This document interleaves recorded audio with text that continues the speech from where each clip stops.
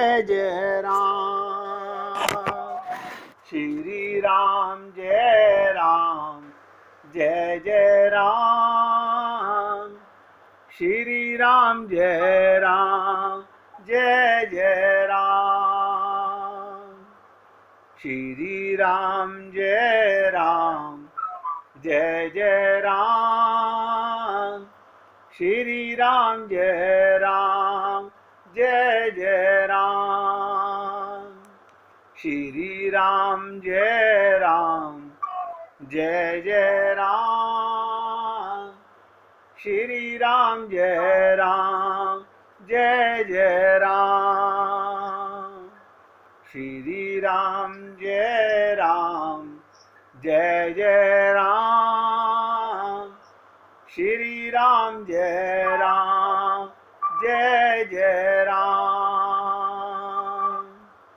सभी पुण्य आत्मा शब्द चुभते जरूर होंगे, लेकिन शरीर का ध्यान, शरीर के रोगों का इलाज करना चाहिए। कब तक? जब तक इसमें आप बैठे हो। आप मकान की रिपेयर कब करते हो? जब तक आप मकान में रहते हो। आप मकान छोड़ करके उस मकान की रिपेयर करते हो, मकान से संबंध खत्म, बात खत्म। आपको सबको तजुर्बा है, यही शरीर आत्मा के निकलने के बाद परिवार के लोग ही, देखो जाने वाले का कितना बड़ा वैराग्य होता है। जो शरीर छोड़कर जाता है वो खुद नहीं मिटाने आता। वो नहीं कहता मैं आग लगा के जाऊंगा, वो तो छोड़ गया। हम लोग अब शरीर को नहीं खिला सकते, नहीं पहना सकते, तो मूल तत्व क्या था? आत्मा। और आत्मा को परमात्मा मिला हुआ है। मिले हुए को मिलने, क्या मिलना होता है? मिले हुए से क्या बिछुड़ना और क्या मिलना? ये संसार का जड़ वस्तुओं में राग हमें दुख दे रहा है। यही भगवत प्राप्ति का ना होने देने का कारण है।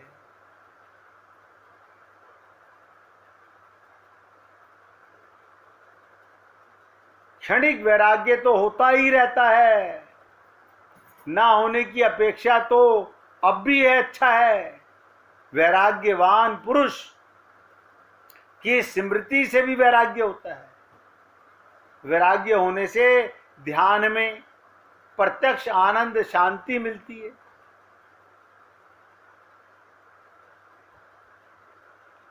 वैराग्य होने से भगवान में मन ज्यादा लगता है। अब राग है ना, इसलिए मन नहीं लगता भगवान में। प्रत्यक्ष आनंद, अरे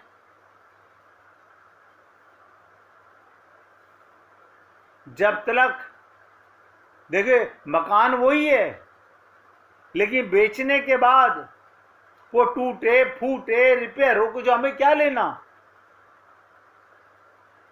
अब उससे कोई राग नहीं है, वैराग्य हो गया। अब आनंद आ रहा है, अरे टूट गया, चलो हम तो बचे।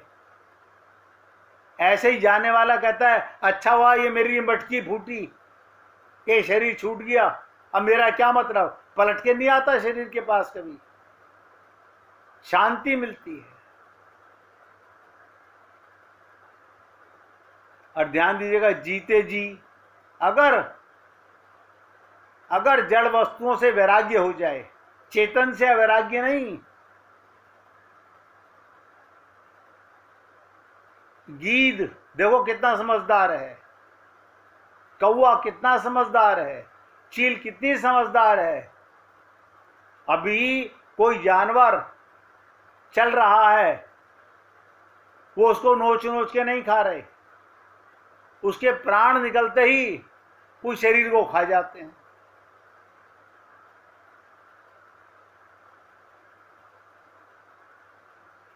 इसलिए वैराग्य होने से ध्यान में आनंद, शांति मिलती है। जल्दी ही उस साधन से परमात्मा की प्राप्ति होती है। संसार के सारे पदार्थ, सब नोट करो, क्षणभंगुर नाशवान है। संसार के सारे पदार्थ क्षणभंगुर और नाशवान है। ये समझकर ऐसा भाव हो, फिर वैराग्य हो, फिर ध्यान के लगाओ, उससे शांति आनंद मिलती है। ध्यान निराकार का करो चाहे साकार का करो,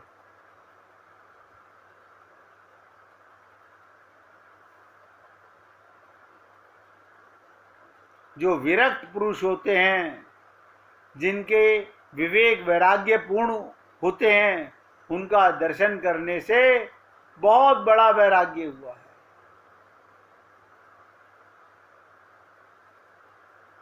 आज आप और हम लोग संत महात्माओं को याद करते हैं, क्यों?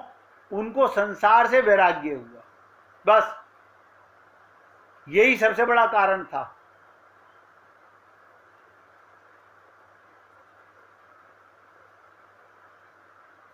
इसलिए कल जो आप लोगों को कथा सुनाई गई, उसका मूल कारण था, आप भगवान की गोदी में हो,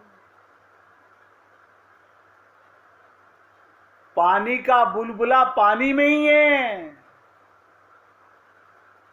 हमारी आंखों से बुलबुला नजर आ रहा है। देखिए, भगवान को कभी हम लांछन नहीं लगा सकते। भगवान ने हमें कभी छोड़ा ही नहीं। और यहां तक चैलेंज से कहते हैं, भगवान की ताकत ने हमें छोड़ दे, फिर हम उसे पाने का प्रयत्न क्यों कर रहे हैं? अब ध्यान से सुनो, अगर भगवान नित्य मिला हुआ है तो उसे पाने का प्रयत्न क्यों कर रहे हैं?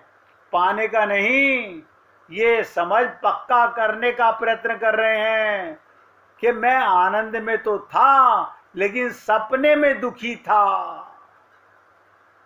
जैसे रात के सपने में सुख और दुख आते जाते हैं, ऐसे ये दिन का सपना है, मैंने करोड़ कमा लिया, करोड़ का लॉस हो गया, कमा लिया सुखी हो गया, लॉस हो गया दुख हो गया, ये भी सपना है। अब सपने के भ्रम में आप देखो, आप जगे हुए हो और आपके सामने कोई सोता हुआ डर रहा हो, रो रहा हो, तो आप क्या कहोगे? ये सपना देख रहा है, इस समय ये डर रहा है। कोई हंस रहा हो सोते सोते, आप कहोगे ये भी सपना देख रहा है। यानी आप और हम सब लोगों को रात का तो सपना नजर आने लगा, रात के सपने को तो हम समझने लगे, लेकिन दिन का सपना अभी ख्याल में नहीं आता।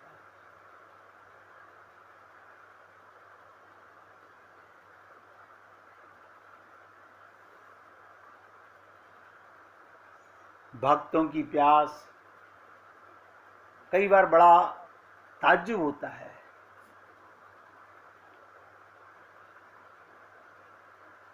सूरदास, आपने नाम सुना है? सूरदास किसे कहते हैं? जिनके नेत्र काम नहीं करते, जिनके नेत्र नहीं है, संसार नहीं देखते। हाँ, और सूरदास का एक पद है, लोचन व्याकुल दो दीन, कैसे रहें दरस बिनु देखे, विदु चकोर ज्यों लीन। कमाल है, क्या कह रहे हैं सूरदास जी? अब बुद्धि लगाओ, काम नहीं करेगी बुद्धि। जिसकी आंखें नहीं हैं वो कह रहा है, मेरी दोनों आंखें हरि के दर्शन के बिना व्याकुल हो उठी है।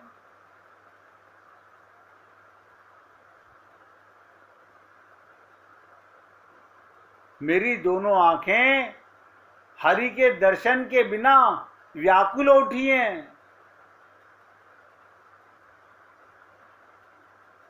कैसी व्याकुल हो गई कि बिना हरि को देखे ये बेचारी रहें तो कैसे रहें? आप बताओ, आपके पास तो आंखें हैं, और सूरदास के पास आंख नहीं है, और वो कह रहा है मेरी दोनों आंखें। कैसा क्या कारण है? उसकी चेतन आंखें हैं, हमारी जड़ आंखें हैं। हम इन जड़ आंखों का भ्रम पाले हुए हैं। उसकी चेतन आंखों से चेतन परमात्मा का दर्शन होता है। उसकी आंखें भगवान के दर्शनों की व्याकुल होती हैं। बिना हरि को देखे ये विचारी कैसे रहें? रहें तो कैसे रहें?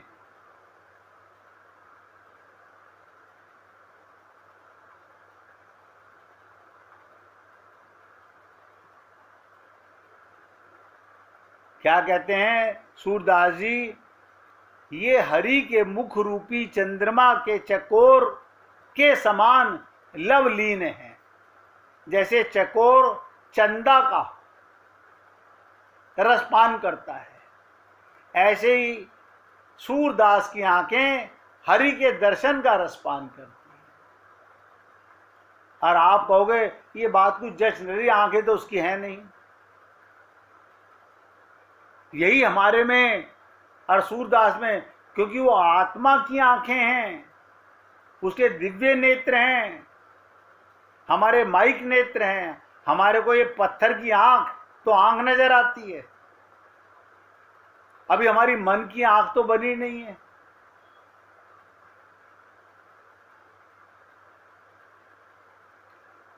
और सूरदास कहते हैं ये हरि के मुख रूपी। बताइएगा, आपने हमने हरि का मुख देखा? हाँ देखा था, अच्छी मूर्ति थी। आप पहले मूर्ति बोल रहे हो। देखो कमाल की चीज, क्या प्रेम है हमारा। अगर हम मंदिर में जाके मूर्ति मान रहे हैं, भगवान नहीं मान रहे, तो प्रेम क्या खाक होगा? ये पत्थर की आंख मूर्ति को पत्थर की देखती है। हरि के मुख रूपी चंद्रमा के चकोर के समान लवलीन है। और क्या कहते हैं सूरदास जी? जले हुए खंजन के समान ये विवर्ण हो उठी हैं, और सूख गए सरोवर के कमल के समान मुरझा गई हैं। ये शाम रूपी समुद्र से बिलग हुई मछलियों के समान तड़फा रही है। जैसे बसंत बीत जाने पर फूलों के अभाव में ग्रीष्म में भोरों की गुंजन क्षण क्षण मंद पड़ती है। अगर फूल ना हो वहां भोरे नहीं मिलेंगे आपको। जहां फूल नहीं वहां भोरा नहीं मिलेगा। ऐसी दशा इस समय हमारी इन आंखों की हो गई है।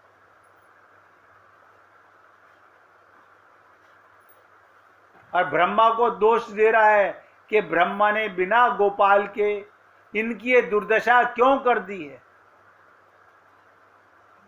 आप और हम लोग तो अभी भाव पैदा नहीं होता ना हमारा। अभी तो आप और हम लोग संसार के ऐसे ब्रह्म जाल में फंसे हुए हैं कि समझ ही नहीं पा रहे हैं।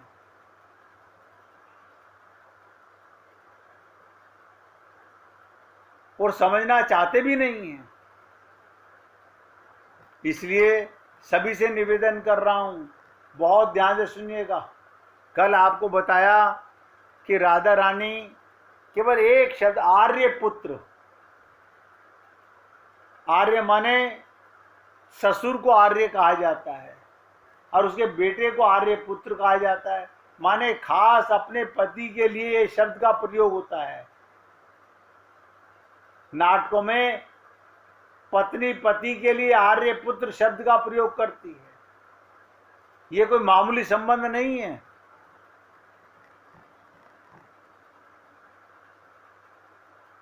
आप और हम लोगों ने अभी अपने को शरीर माना हुआ है। मैं गलत क्यों बोलूं? हम शरीर हैं नहीं, माना हुआ है। ठीक है, आज माना हुआ है, कल जाग जाएंगे तो ये भ्रम मिट जाएगा। शरीर रहेगा, हम शरीर में रहेंगे, लेकिन अपने को शरीर नहीं मानेंगे। जैसे कार में बैठ के हम अपने को कार नहीं मानते, कमरे में बैठ के अपने को कमरा नहीं मानते, जैसे वस्त्र पहनकर हम अपने को वस्त्र नहीं मानते। इतना ज्ञान तो आप हमारे सबको हो गया है, लेकिन अभी शरीर को मैं मानने की त्रुटि हम सब जाने अनजाने में करते रहते हैं। ये तो संबंध राधा रानी ने आर्यपुत्र का बताया, कल कथा के माध्यम से भी समझने का प्रयत्न किया। हमारा संबंध परमात्मा से था, है और रहेगा। अच्छा, इसके लिए गोदनामा नहीं कराना, कोई हमें गोद लेना पड़े भगवान को, ना ना ना ना। अच्छा, किसी पंडित से विवाह कराना पड़े ना, कोई ऐसा ले आओ मेरे सामने जो उसे अलग करके दिखा दे आपसे। ऐसा कोई पृथ्वी पर पैदा हुआ हो जो परमात्मा को आपसे अलग करके दिखा दे। कोई ऐसा ले आओ जो दूध की सफेदी को दूध से अलग करके दिखा दे।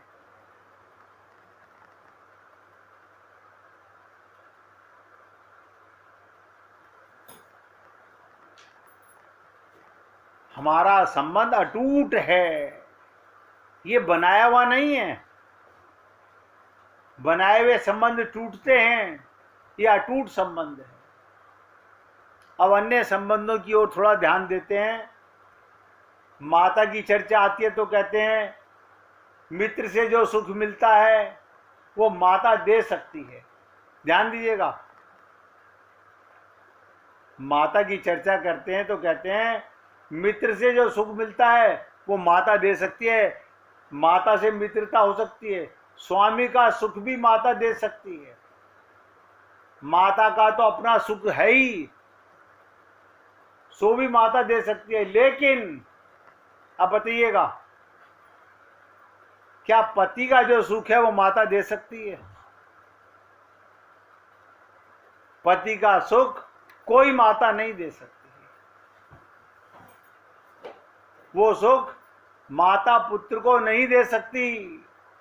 शांत रस में तो भोक्ता और भोग्य का भाव हो नहीं है, ही नहीं है। वहां तो एकता दास्य रस में सेवा का सुख मिलता है, लेकिन सख्य सुख का नहीं मिलता।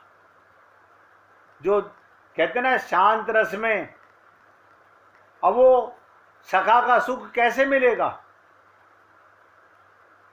लेकिन सख्य सुख में शांत रस भी छुपा होता है।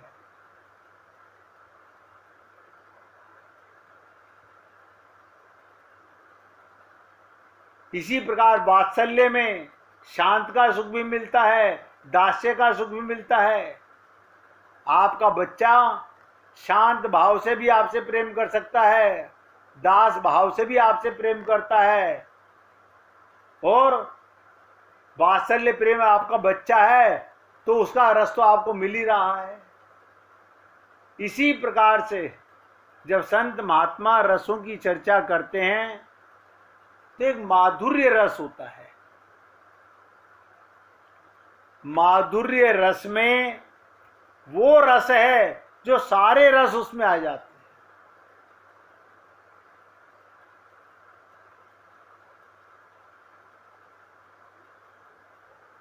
जैसे आकाश का गुण वायु में है, वायु का गुण आकाश में नहीं है। अग्नि के अंदर वायु का गुण भी है, आकाश का गुण भी है, वायु में अग्नि का गुण नहीं है। और उसी का बेटा है। देखो कमाल की बात, आकाश से वायु पैदा होती है लेकिन उसका गुण नहीं है। इसी प्रकार से पृथ्वी के अंदर 5 तत्व होते हैं ना, सबको ज्ञान होगा। पृथ्वी के अंदर जल में से पृथ्वी प्रकट होती है, जलमग्न होती है बाद में। उसमें पृथ्वी का के अंदर जल का रस भी है, अग्नि का भी है, हवा का भी है और आकाश का गुण भी है। इसी प्रकार माधुर्य प्रेम वो ऐसा प्रेम है जिसमें सारे रस भरे हुए हैं। इसीलिए माधुर्य रस को सबसे बड़ा रस कहा गया। और ये गोपियां कौन हैं? जिनको भगवान का माधुर्य रस मिला हुआ है। अभी जल्दी 2-3 दिन के बाद में शरद पूर्णिमा आ रही है, उस रस की चर्चा करेंगे।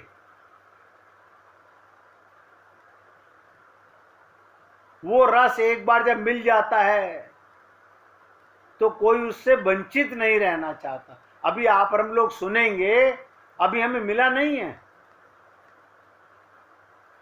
अब मिला क्यों नहीं है?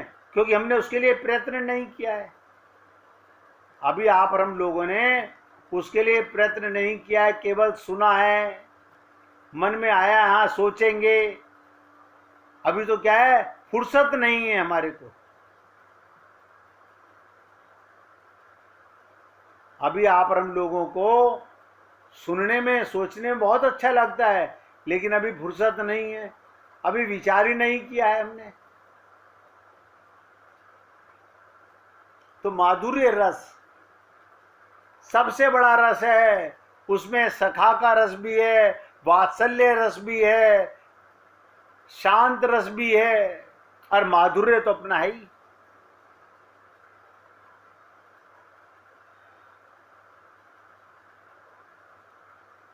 तो राधे रानी, भक्ति रसामृत सिंधु की एक बात, ये भक्ति रसामृत सिंधु बहुत ऊंचा ग्रंथ है। श्रीमद् भागवत महापुराण की तरह यह भी प्रेम शास्त्र है। ये चैतन्य महाप्रभु के शिष्य रूप गोस्वामी द्वारा बनाया हुआ है। 1 मिनट कीर्तन करेंगे, फिर इसकी चर्चा करेंगे। हरे कृष्ण।